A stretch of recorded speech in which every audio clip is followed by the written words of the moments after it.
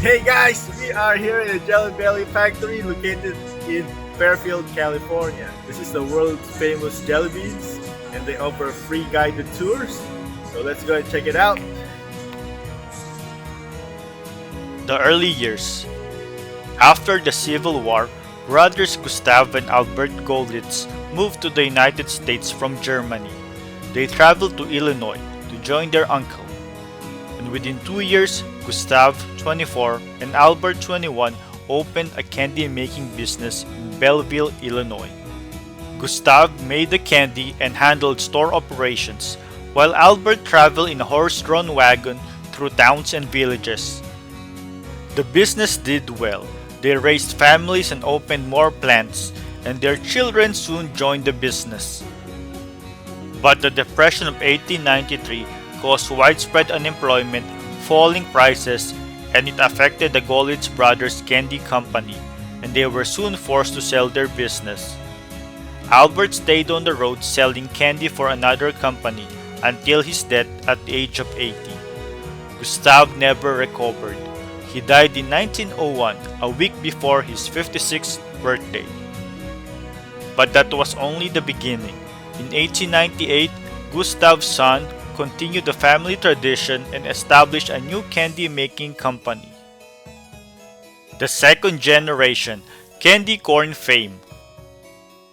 Adolf opened Golditz Confectionery Company in Cincinnati with the help of his friend William Kelly. Soon his brothers Gus Jr. and Herman joined him there. In 1901, they hired Will Kelly's cousin Edward Kelly as a bookkeeper. Ed fell in love with one of the Golditz sisters, Johanna, and married her, formally joining the Golditz and Kelly clans into a family partnership. By the turn of the 20th century, over 1,000 candy manufacturers in the country employed an estimated 27,000 workers. By 1912, the Golditz Company was turning away orders for lack of production capacity. Buttercreams, later known as Mellow Creams, were the primary products of the company. It kept the business growing for the next 5 decades, but the single bestseller was the candy corn. According to tradition, candy corn was invented in the 1880s. Company records show Golditz making candy corn by 1900. Their product became the finest candy corn in the market. Candy making, life in the factory. The factory was generally hot, particularly through Midwest summers. Air conditioning had not become prevalent, and even electric fans were not much in use. The men often removed their white shirts in an attempt to stay cool, while they cooked up as many as 50 batches of candy a day.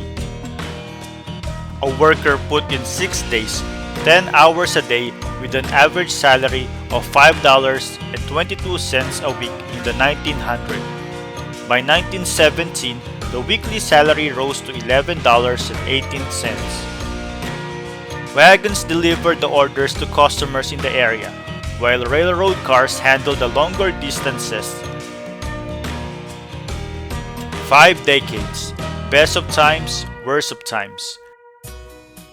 During World War I, anti-German sentiment ran strong in America. It was likely a difficult time for the family, and ultimately, Gus Jr. left the business altogether, while Herman went west to open his own company. The Herman Golditz Candy Company began making what Herman knew best, candy corn. Since the confectionery industry was regional, his business was not in competition with the rest of the family.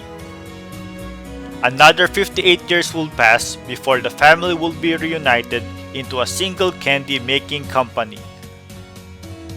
The 20s were good years, but when the Great Depression spread across the country, cash in banks was lost and sales plummeted.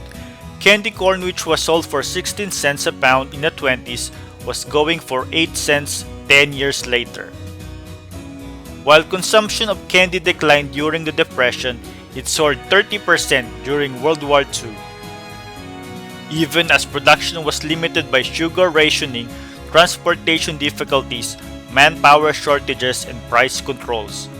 One desperate customer even offered trading nylons for a candy shipment.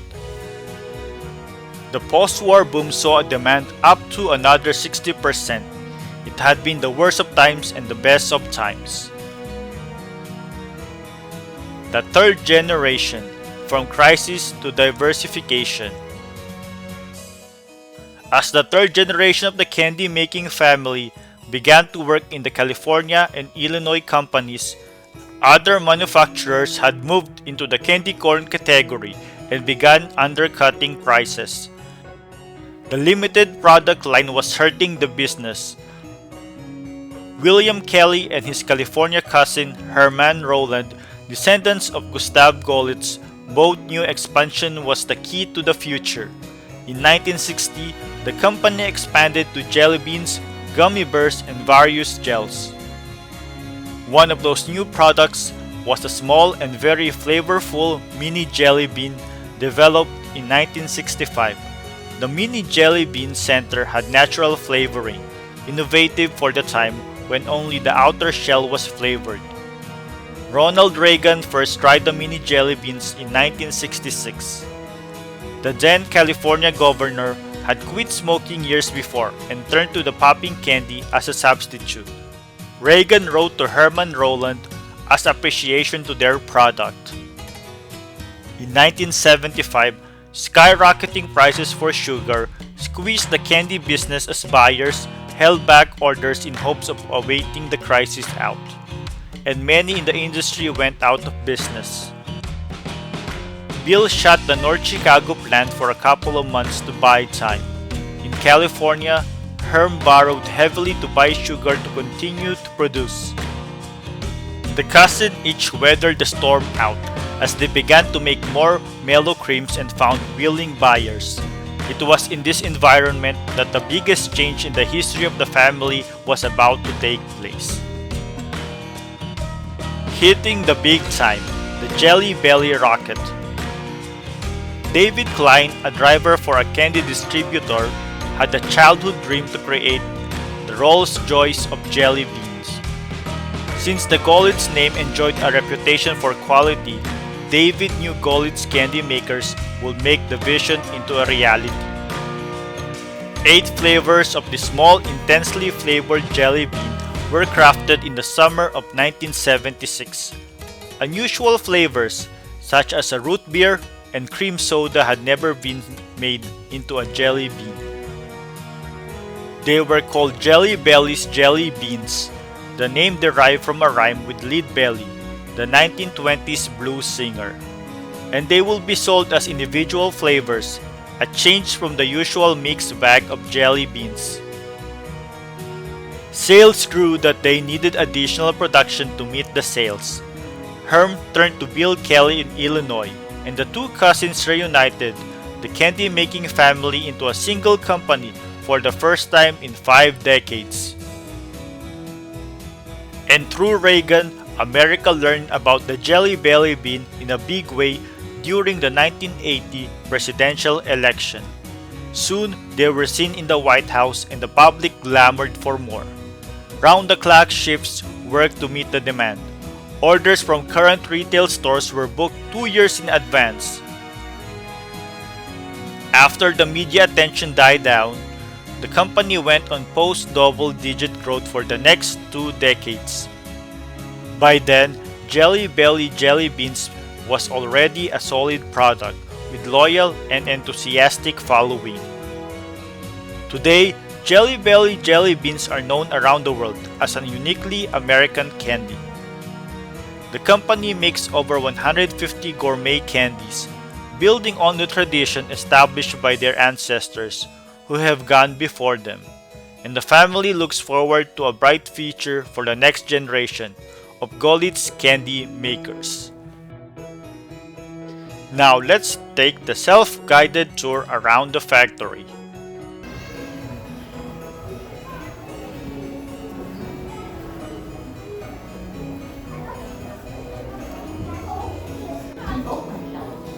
In 19 1959, my father turned roller. We'll need mostly mellow fruits like that. Candy corn, mellow cream pumpkins. He named them jelly. What do you think? No, really. You like it? Making Jelly Belly jellies is not an easy process. I'll have it. It has another trick up its sleeve.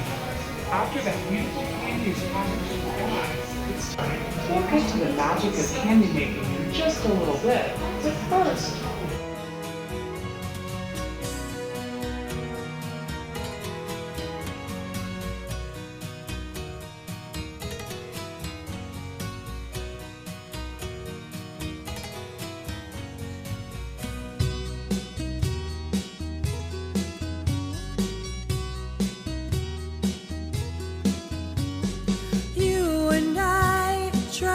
to the beat of a different drum. Oh, can't you tell by the way I run? Every time you make eyes at me, oh, you cry and beg and say it will work out. But honey child, I've got my doubts. You can't see the forest for the trees.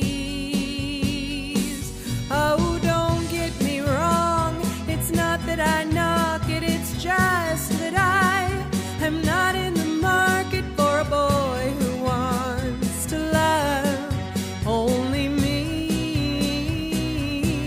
Oh, no, I ain't saying you ain't pretty, all I'm saying is I'm not ready for any person, place, or thing to try and pull the reins in on me. So goodbye, I'll be leaving. I see no sense in this crying and grieving. We'll both live a lot longer if you live without me.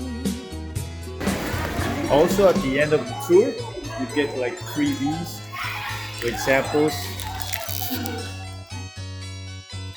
Oh, don't get me wrong, it's not that I knock it, it's just that I am not in the market for a boy who wants to love only me. Oh, now I ain't saying you ain't pretty, all I'm saying is I'm not ready for any person, place, or thing to try and pull the reins in on me. So goodbye, I'll be leaving. I see no sense in this crying and grieving. We'll both live a lot longer if you live without me.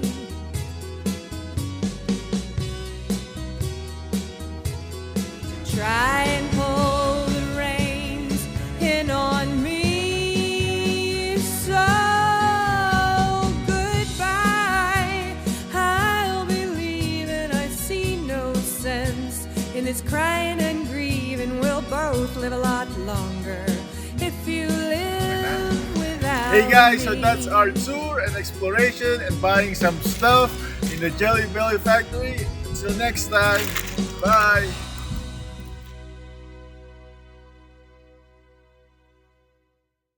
So guys, if you like our videos, please subscribe to our channel and feel free to comment.